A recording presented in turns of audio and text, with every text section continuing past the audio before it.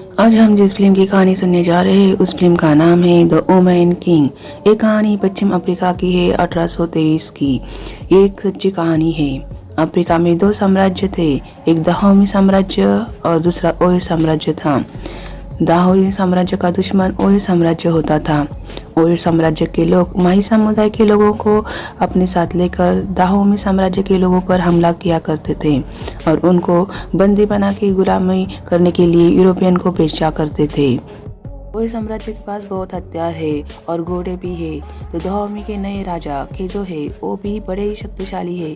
उनके पास औरतों की एक सेना है, उनका नाम अगोजी है। अगोजी की सेना प्रमुख नानिस्का है। एक दिन नानिस्का अपने अगोजी सेना को लेकर माही विलेज पर हमला करती है और बंदी बनाए गए दाहोमी लोगों को छुड़ा कर लाती है। अगोजी की सेना जब लौट कर आती है तो उनका स्वागत बहुत ही अच्छी तरीके से दाहोमी के लोग करते हैं, क्योंकि उनको पता है जब तक नानिस्का है उनको किसी भी बात का डर नहीं है। नानिस्का सबको बचा लेगी। नानिस्का पर सब लोगों का बहुत भरोसा होता है, क्योंकि वो बहुत ही लड़ाई सिपाही होती है। उसी दाहोमी राज्य में एक नावी नाम की लड़की रहती थी। उसके माँ बाप उसकी शादी एक बुजुर्ग आदमी से करना चाहते थे। नावी शादी से इनकार करती है। फिर उसके पिता उसको महल में लाके राजा की सेवा में छोड़ देते हैं।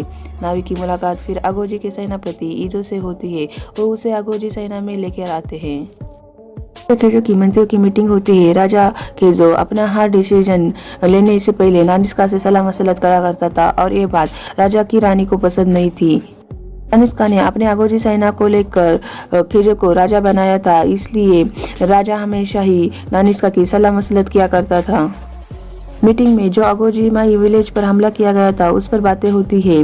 अगोजी सेना में जो नई लड़कियां भर्ती हुई थी उनकी ट्रेनिंग चल रही थी। ट्रेनिंग में उन्हें बताया जाता है कि तुम लोग अच्छे से ट्रेनिंग कर लो, राजा के सामने तुम्हारे बीच कंपटीशन होने वाला है।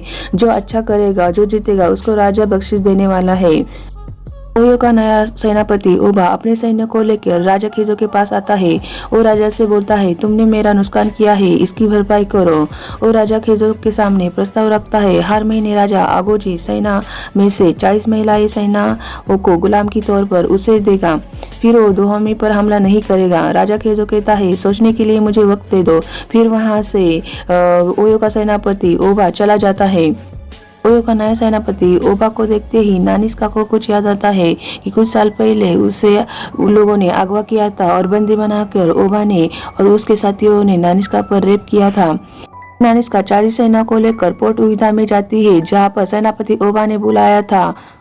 पोर्ट उइदो में गुलामों की खरीदी बिक्री की जाती थी। यूरोपियन संतो गुलामियों का व्यापारी होता है। मलिक उसका दोस्त होता है जो पहली बार अफ्रीका देखने आया था, जिसकी माँ दोहामी थी तो पिता यूरोपियन था। इसलिए उसकी माँ ने उसे कहा था कि तुम दोहामी जाओ और दोहामी को देखो। वो अपनी माँ की बात मानते हुए वो दोहामी आया था।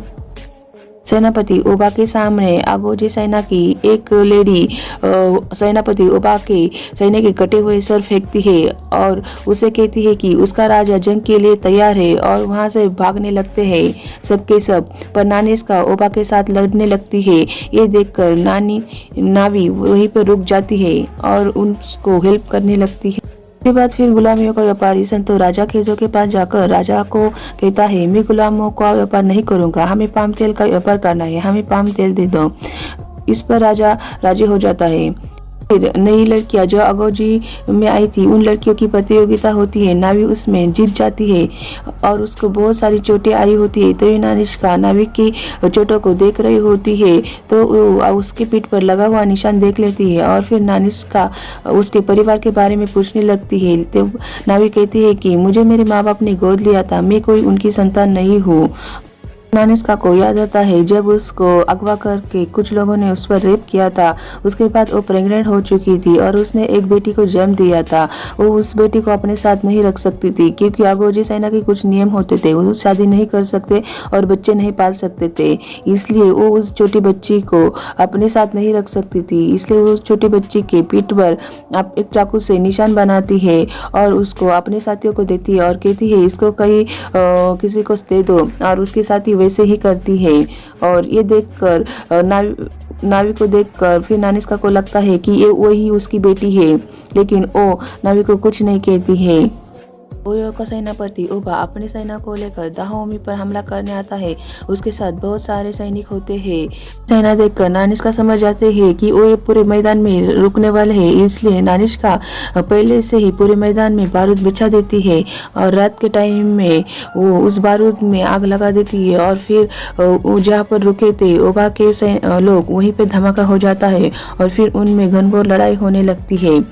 ओबा का सेनापति खुद को हारता हुआ देखकर वो वहां से भागने लगता है, लेकिन भागते वक्त वो आगोजी के कुछ सैनिकों को बंदी बनाकर अपने साथ लेके जाता है, जिसमें नावी और यूजो भी होती है। वो उनको पोर्ट उइदा में लेके जाता है बेचने के लिए। तो इधर राजा खिजो नानिष्का की जीत पर खुश होता है, इसलिए वो नानिष्का को द वुमेन किंग पद को बहाल करना चाहता है, इसलिए वो बहुत बड़ा समारोह रखना चाहता था। मगर नानिष्का अपने साथियों को ढूंढना चाहती थी, क्योंकि उसमें नावी भी थी। नानिष्का अपने साथियों को ढूंढना चाहती थी, इसलिए वो किसी को कुछ न बताते हुए रात के टाइम महल से बाहर पड़ती है और अपने साथियों को ढूंढने निकलती है।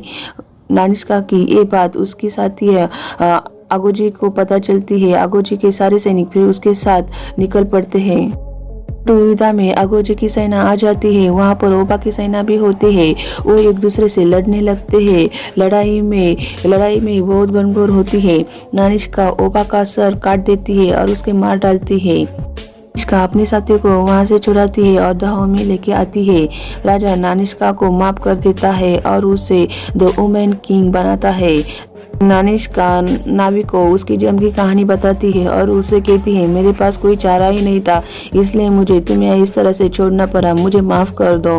फिर नावी भी नानिष्का को माफ़ कर देती है। फिर नावी नानिष्का को माँ कहती है और सब बहुत ही खुश से रहने लगते हैं।